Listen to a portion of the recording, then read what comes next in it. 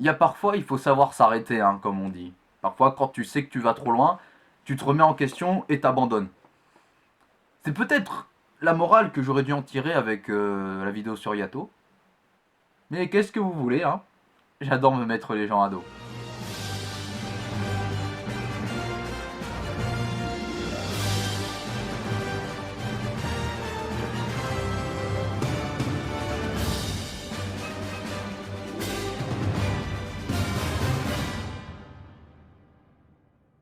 Salut à toutes et à toutes, je suis Angel, ça vous le savez déjà, bienvenue dans cette deuxième déclaration de guerre envers toute la fanbase de la Japanimation, puisqu'aujourd'hui nous allons parler de Assassination Classroom, manga de Yusei Matsui, que j'adore.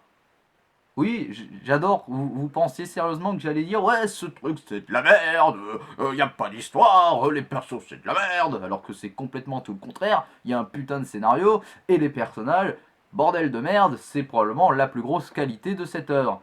Je considère Assassination Classroom quasiment comme un chef-d'œuvre, donc ça ne sert à rien de me dire que j'ai pas compris Assassination Classroom parce que je peux te garantir que je l'ai lu plus d'une fois et regardé plus d'une fois parce que j'adore ce truc. Ouais, c'est pas un mystère. Je veux dire, merde, j'ai la tenue de Nagisa, un t-shirt Nagisa et des porte-clés Nagisa. Je pense qu'au bout d'un moment, ça se voit que j'aime bien cette œuvre. J'ai presque tous les tomes. Donc, bordel de merde, oui, j'aime Assassination Classroom et j'aime ces personnages. Qu'est-ce qu'ils sont attachants et bien écrits, bordel de merde. Ils ont tous leur petit charme, leur petite personnalité à tous, ce qui fait qu'on a tous notre préféré. Et vous pouvez me dire votre élève préféré, la 3E, dans les commentaires. Mais je crois savoir ce que la plupart d'entre vous vont me dire.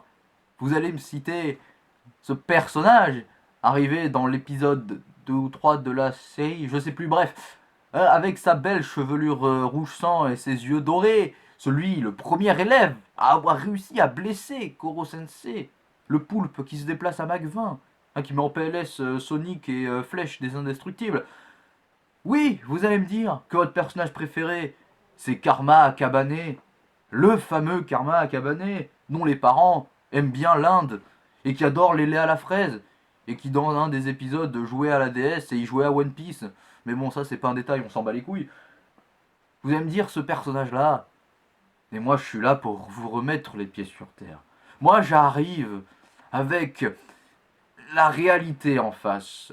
Vous voyez, appeler mes arguments la réalité. Parce qu'il faut revenir sur Terre 30 secondes. Alors, je suis pas là pour dire. Là, contrairement à Yato, je suis pas là pour vous dire que ce personnage c'est de la merde. Non, au contraire, je trouve que, comme je l'ai dit plus tôt, les personnages de cette série sont tous très bien écrits, ont tous leur personnalité, leur petit charme. Et je trouve que Karma est un personnage très bien écrit, bien exploité, ça se discute, mais je trouve que voilà, c'est un bon personnage.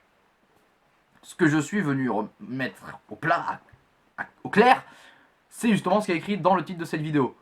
Le pire psychopathe de la Japanimation. Pourquoi je dis ça? Parce que c'est quelque chose, enfin si j'utilise le terme psychopathe, c'est parce que c'est quelque chose, déjà je trouve que c'est un mot que même sans parler de certains personnages dans la Japanimation ou dans d'autres œuvres, je trouve que c'est un mot que l'on utilise à tort et à travers, un mot qu'on utilise à outrance. Pour moi, j'ai l'impression que dès qu'on parle de quelqu'un qui est siphonné du bocal, on parle que c'est un psychopathe. Alors qu'un psychopathe, ce n'est pas ça. Je vais vous donner une définition rapide d'un psychopathe, enfin des comportements qui permettent de trouver un psychopathe. Parce que j'ai regardé, j'ai fait des recherches et tout, mais un psychopathe, il faut déjà savoir que c'est quelqu'un qui, de un, est tout le temps froid, tout le temps antipathique avec tout le monde. Ce qui fait que la souffrance des autres, il s'en bat les couilles. Petit 1, c'est quelqu'un qui s'énerve très facilement quand il n'a pas exactement ce qu'il veut. Petit 3, c'est quelqu'un qui arrive très facilement à manipuler les autres pour obtenir justement ce qu'il veut. Et qui, quand il n'a pas exactement ce qu'il veut, il s'énerve. Et même si ça fait du mal aux autres, cette manipulation, il en a rien à foutre tant que ce qu'il veut arrive. Il y a ensuite plein d'autres choses, mais bon, je vais pas vous faire la liste, mais déjà on a 3 éléments très importants qui permettent de trouver un psychopathe. Si un personnage que vous considérez comme un psychopathe n'a pas une de ces 3 points, il n'est pas un psychopathe. C'est juste un fou. Voilà, ou un mec très dérangé, mais ce n'est pas un psychopathe. Et Karma, avec cette définition-là, n'est pas un psychopathe. Parce que si c'était vraiment un psychopathe, il ne serait pas, il aurait tout fait, il aurait vraiment tout fait pour que, il aurait manipulé tout le monde, toute la 3E, il aurait manipulé toute la 3E pour réussir à tuer Koro Sensei et à faire croire par A plus B que c'était lui qui avait réussi à le faire. La seule chose qu'il fait, c'est essayer de piéger Koro Sensei. Enfin, c'est ce qu'il a essayé de faire la première fois en se mettant les morceaux de couteau sur la main pour lui serrer la main. Karma, à aucun moment dans la série, n'a manipulé quelqu'un, ou du moins un groupe de personnes, pour faire quelque chose de marqué et de clé. Il n'a jamais fait ça dans toute la série. Et je vais même dire, le fait que dans les derniers épisodes et dans les derniers tomes, ils disent ouais, on doit quand même garder de vue l'idée de tuer Koro Sensei, et avec les arguments qu'il a énoncés pour qu'il y ait une discorde dans la classe, provoquant ainsi une civil war plutôt très bien faite, ça montre qu'il n'est pas un psychopathe et qu'il a de l'empathie pour les autres. Parce que justement, il dit à Nagisa, ouais, t'es qui pour dire ça, arrête de te croire, tu te crois au-dessus des autres, parce que toi, t'es le mec le plus doué en assassinat de toute la classe, tu te mets pas à la place des autres, machin. Le fait qu'ils disent, tu te mets pas à la place des autres, ça montre que le mec est empathique. Ce qu'un psychopathe n'est pas censé pouvoir faire. Être empathique. Un psychopathe ne peut pas être empathique. Et Karma l'est. Ça se contredit. Karma n'est pas un psychopathe à ce moment-là. Et encore une fois, ça démontre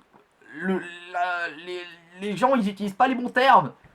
Ça montre qu'ils sont pas très intelligents en soi. Je sais, j'ai l'air un peu méchant quand je dis ça, mais parfois quand vous parlez de trucs, vous n'utilisez pas les bons termes. Alors ça, je vais dire un exemple de merde, mais c'est un cas qui est fréquent. Quand vous parlez d'un personnage électrique, vous utilisez le terme foudre. La foudre, c'est pas ça. La foudre, c'est un éclair qui tape le sol. Si un personnage a un super pouvoir qui fait effectivement tomber des éclairs du ciel sur la terre, là oui, il a des pouvoirs de foudre.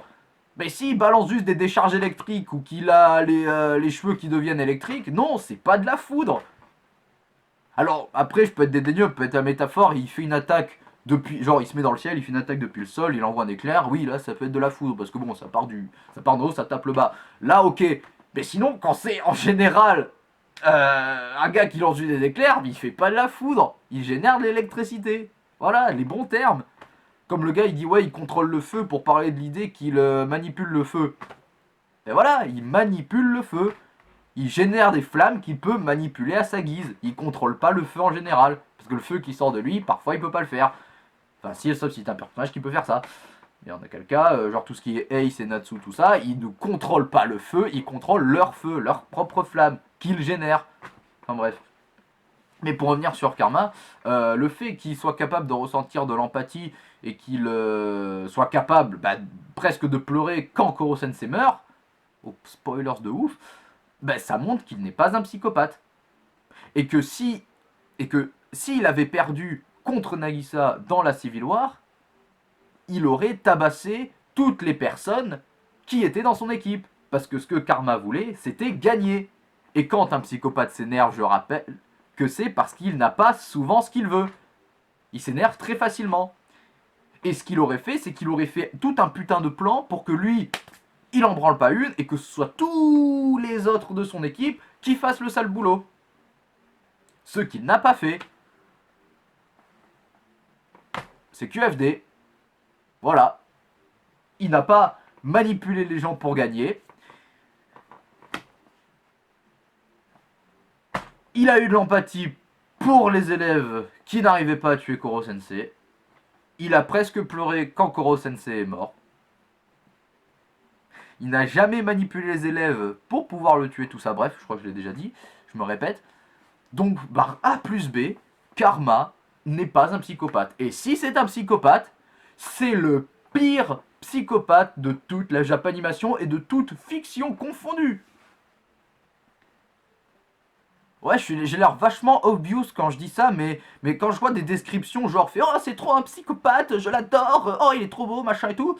Non, non, non, non, non, t'es conne ou t'es con. T'es débile de dire que Karma c'est un psychopathe, ça se voit que tu sais pas ce que c'est.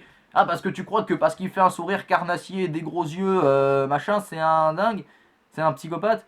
Au mieux, c'est un fou. Au mieux, ce mec, un. Non, au mieux. Non, je dirais pas que Karma est un psychopathe ou un fou, je dirais qu'il est juste insupportablement énervant.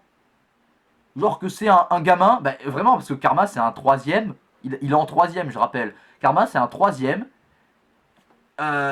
qui adore faire chier tout le monde et qui se croit meilleur que les autres.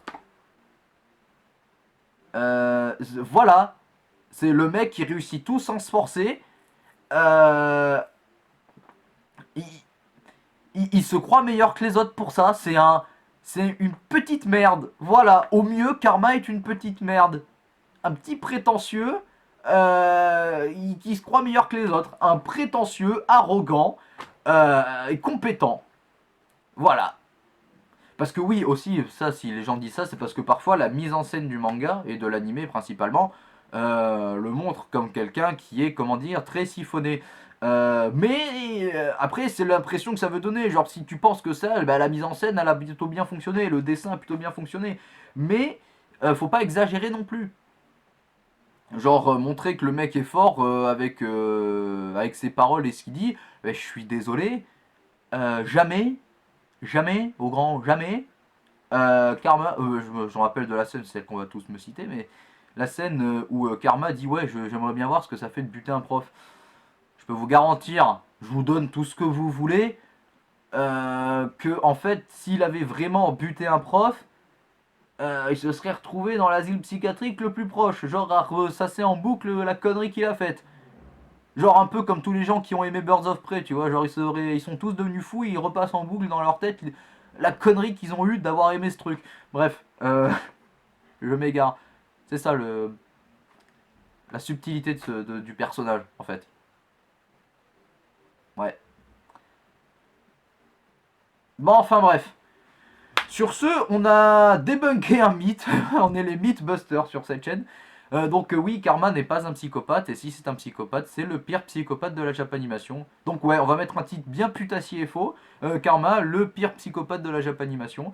Et puis voilà, avec plein de guillemets sur le mot psychopathe. Et écrit en, axe, et écrit en majuscule. Donc, si cette vidéo t'a plu, n'hésite pas à commenter, à liker, à partager et à t'abonner à la chaîne si cela n'est pas déjà fait. Et j'aimerais aussi ajouter que si tu veux me contredire dans les commentaires, que cela ne tienne, je te laisse faire. Mais n'oublie pas de faire ça avec des arguments et sans être blessant, prétentieux et arrogant. Fais ça convenablement et je lirai ton commentaire avec pertinence et peut-être qu'on pourra en débattre tous les deux. Sur ce, bonne fin de journée à tous les gens, c'était Angel et vive les arguments. Salut à tous.